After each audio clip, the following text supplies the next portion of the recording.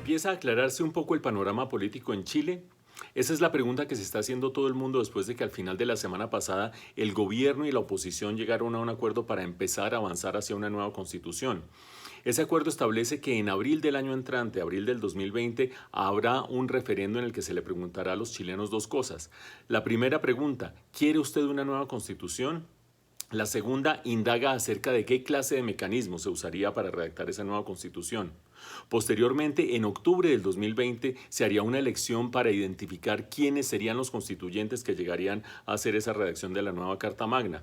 Y una vez elegidos tendrían entre 9 y 12 meses para hacer esa redacción de la nueva constitución. Sin duda es un acuerdo histórico, teniendo en cuenta que la última constitución, la constitución actual, data de 1980 cuando todavía había una dictadura militar en Chile. La pregunta es, ¿esto soluciona los problemas políticos? Hay por lo menos tres objeciones. La primera de ellas, tres objeciones o inquietudes. La primera de ellas es que de aquí a que haya una nueva constitución pasarán por lo menos 24 meses.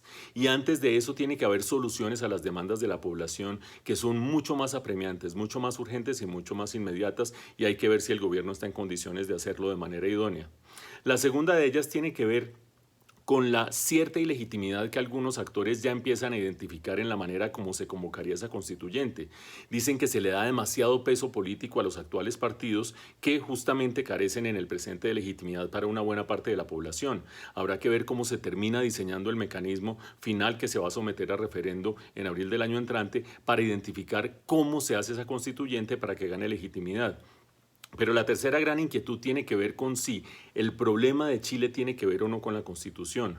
Actualmente, el principal elemento de la Constitución que está vigente en este momento, que más le molesta a los actores políticos y a buena parte de la opinión pública, tiene que ver con la constitución de un Estado subsidiario. ¿Qué es eso, un Estado subsidiario?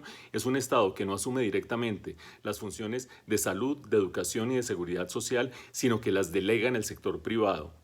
Ese sería el principal elemento que, de acuerdo a muchos analistas y observadores, tendría que cambiar la actual Constitución. Ahora bien, con que una Constitución cambie un Estado subsidiario por un Estado que se hace cargo de esos servicios, ¿quiere decir que se resuelven todos los problemas de una sociedad? Evidentemente no. El comentario de Mauricio.